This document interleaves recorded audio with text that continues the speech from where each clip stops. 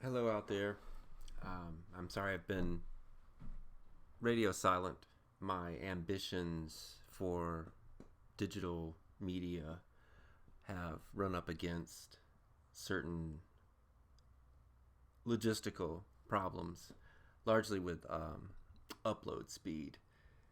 Videos and other things that I've made have stalled in the stream. But anyway, I hope you're all doing reasonably well. I've gotten some emails from people trying to sort of figure out what's going on, but this is something I can run through really quickly here and be moderately helpful. Um, so, big picture, the paper that we're trying to write for our final project, for which the synthesis matrix is a component of, rather, is a more or less, it's called a synthesis essay. The idea is that you'll be able to draw from several sources and then blend or mix them together, synthesize the information from those sources, and write a kind of composite paper that addresses a particular topic or research problem in miniature, more or less. Because we're only doing a 5 to 6 page paper. Like all things in this class, it's sort of the abstract process that we're sort of pursuing. But in terms of what a literature review is, in terms of a definition, it's a survey, really. And that word survey, I think you should sort of keep in mind this sort of larger notion of a survey being a kind of perspective or overview, a lay of the land, just like a surveying team would go out.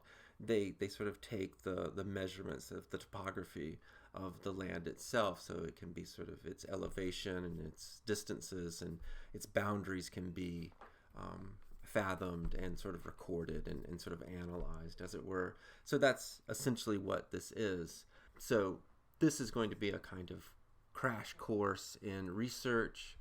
There are many examples, and they can run from the incredibly dry to the incredibly sort of useful. And now I wanted to share this with you. This is a essay from a book, as you can see at the top, it's from 1982. It's from my graduate school days. I recently ran across this essay, and I think it's a pretty adept example of a synthesis essay or a literature review, in the sense that it addresses a topic or concern and how that topic or concern has been argued, has been studied, what kinds of publications have addressed this particular topic. A lot of what academic work does, especially in the humanities, is sort of establish a kind of lineage of reading, a lineage of scholars that have addressed or written on a particular subject or topic. And so an essay like this sort of provides I think, a thorough overview survey of the topic.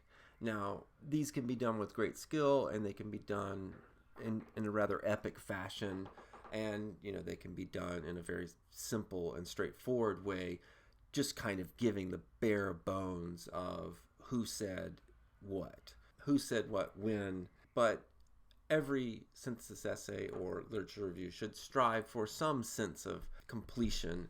If it's going to be larger and more in depth, then it's going to involve a lot of different sources and a kind of tracing of the archive. If it is very brief, 5 to 10 pages, it's going to just sort of give a very rough guide to the major works that sort of principally define the topic or field. That would be like the sort of recommendation bar at the bottom of Amazon. If done well, those recommendations that sort of are related to the product you're viewing, i.e. the topic or subject, if those recommendations are on point, then you really get a interesting look at sort of the product, as it were. But as you know from Amazon or any other kind of algorithmic recommendations, when AI does it, Sometimes it can be a bit crude, and you're looking at garden hose, for example, and the recommendations at the bottom are cheap, way off the mark, irrelevant, etc., etc. Garden hose is a terrible example, I'm sorry. But if you're looking at a particular pair of shoes, sometimes the recommendations can be very inspirational. Other times, it just seems like a bunch of junk that they're lumping together. So if you take that analogy, a good literature review is going to be a very tight sort of list of recommendations. Just looking at this essay, it just walks you through the historical and academic history of this particular idea of mass society, culture, media, theories of media and society, putting those two terms of media and society together. And it puts the terms media and society together. It offers a definition, a sort of approach here at the beginning of how these terms sort of came to be, especially came to be used in similar fashions or came to be linked in some way, even pragmatically. Media, what it does, calls into question the very notion of society. Perhaps there was a term, society, prior to media, but since media's emergence, it's difficult or profound to sort of understand how these two terms come together and rub against each other and polarize and sort of magnetize each other. And so what this little intro does, it's not a little intro, is sort of define those terms and sort of give you a background, contextualizes. And then we get the treatment or theories of, this would be, writers, scholars, and philosophers and the like that have approached this in a significant way, tracing back the historical record, sort of, the people that were kind of approaching this topic before we understood perhaps it was a topic, as I mentioned, before it became obvious that if you watch CNN versus if you watch Fox, that determines who you're going to vote for as a head dog catcher or something like that in your local county. But you get what I'm saying. So just tracing some of these notions back and the historical overview, this sort of bibliographic work. So we go on, and throughout, as we sort of walk through the course on this particular subject, a synthetic survey of the positions and the arguments and the relationships between the major players, the things that you would read, the considerations, the problems, things that needs to be understood, the vocabulary that is associated with this sort of scholarly path. So anyway, it's not entirely neutral. That's what makes this what it is, more of an essay. The synthesis is, I think, authoritative. It establishes a sense of due diligence. The sources are, as you can see, in notation. There are citations. This isn't someone simply giving you their opinion on this particular topic. Rather, it's a researched sort of survey that depends on academic discipline and scrutiny. It gives you a survey, and you can see here, these are the references.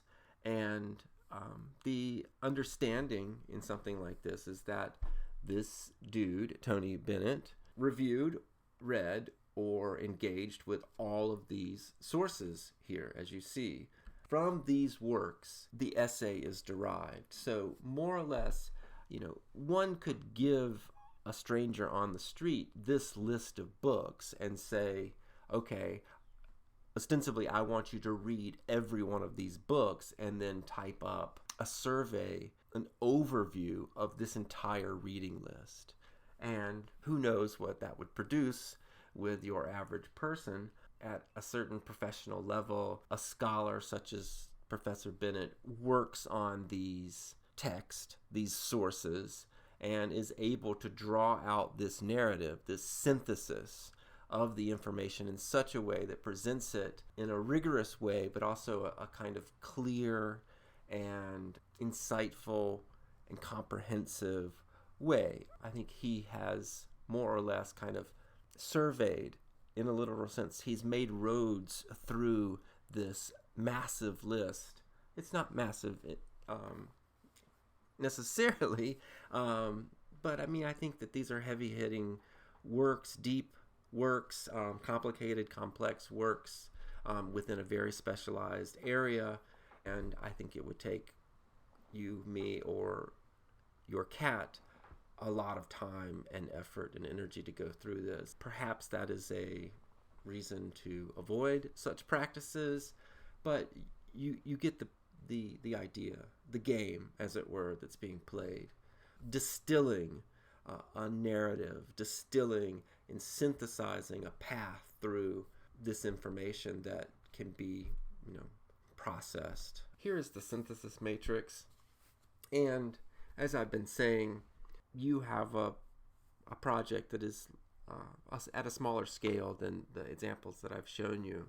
But nonetheless, the principle remains. I think as you saw in those essays, subject or subsection titles, those subsection titles are main ideas. They are the way that the particular author has categorized or divided up the themes in the subject or in the issue. When you gather these sources together, you're looking for commonalities. You're looking for sort of problems that each of them address, and those would be your main ideas. And I'm expanding the matrix, remember, so you need 3 main idea, A, B, and C. What you do is that you have source 1 through 5 in our case. Here, the objective or the trick that you're sort of trying to perform now is to find 5 sources and a topic and have those be relatively sort of interconnected in a way, because you're just really hammering out the sort of main ideas, that 3 main ideas that largely categorize or divide the topic into, subsections or major issues or concerns or problems. So you have 5 sources, and I can use any example here. The sources along the top should, as I said, have a real commonality to them, and you'll notice certain repetitions, certain themes, and so those would be your main ideas. I've gotten a number of questions about what goes in the box there. The trick that you're performing here is that obviously you have to choose a topic. Each main idea, as you see here, A, B, and for our purposes, A, B, and C, those are more or less like the subsections that you noticed in those essays. That every topic, every subject has subcategories within it. Main ideas, main problems, main themes that can categorize the subject. And that's essentially what this column of main ideas represents. So granted, your scale is much smaller. You'll have 5 sources. You should notice in those 5 sources, as you read them, my friends, certain subsections, certain problems, certain repetitions that link the sources together, that create maybe arguments, that create points of agreement, that establish keywords. That's what you're going to be putting in the main idea. So once you decide on those main ideas, and be careful with them, they should be pretty sharp, as it were. Otherwise, if you have a very dull word or concept standing in as a main idea, it can be a kind of imposter, too generic, not really sort of cutting through the research in a really sharp way, but just kind of repeating titles, as it were. That may be useful, I don't know. That may be a real keyword, but you get the distinction between a kind of dull, generic main idea that doesn't really sort of draw the sort of nuance and detail out of the sources. It doesn't really find the points of contention, the points of connection that sort of really allow you and the reader to sort of find your way through this problem and get that survey that you're looking for. the sharpness of the survey, the utility of it. A kind of dull and generic survey is not very useful. It's kind of like the sort of bad recommendations from the algorithm that seem to be beside the point or don't really give you enough information to feel justified in your understanding or to feel, confident in your grasp of the concept because you don't really trust the sort of source of the information, as it were. So anyway, your main ideas have to be pretty sharp, and that just comes from paying attention and reading the sources. And before that, finding sources that hang together and do create that kind of lineage and that family of references that sort of define the major principles. We have main idea A here in the top left corner, and if it's sharp, it should move across most, if not all, of your sources.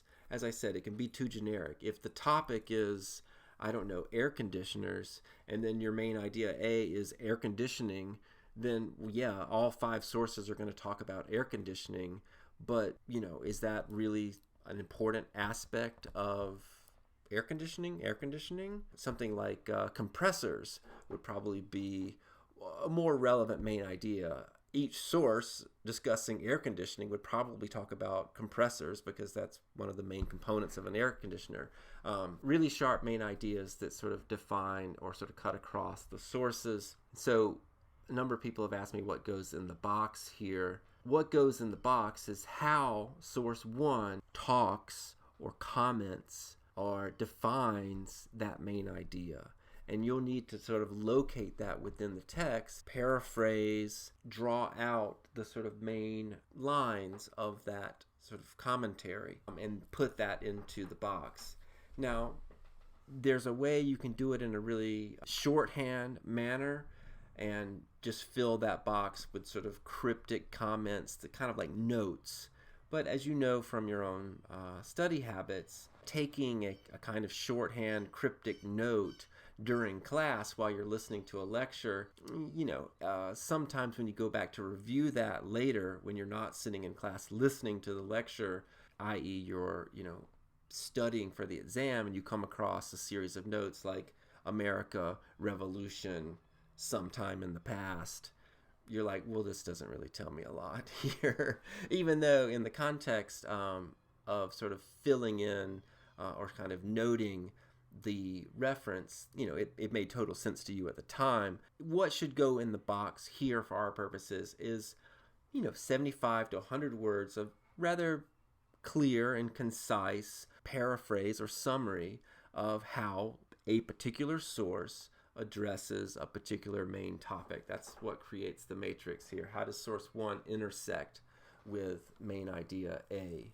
And what is the result? What you're writing into the box there is something that you can use later in your understanding of how source 1 addresses main idea A.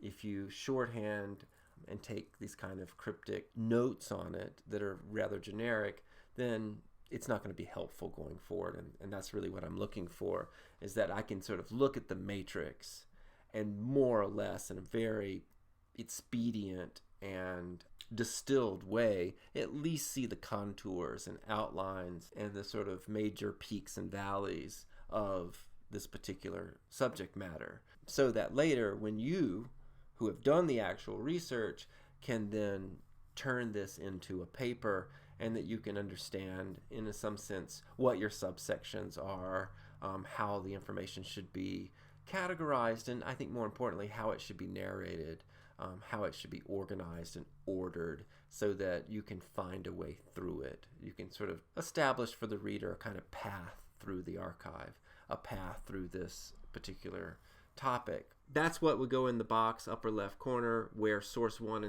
and main idea A intersect.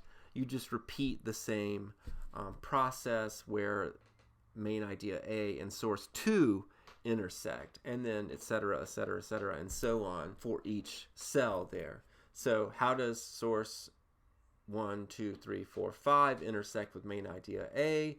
Once you have completed that, you move on to main idea B. How does each source intersect with main idea be, and as you can see, you're building that survey through the synthesis matrix. This is a kind of drafting process, obviously.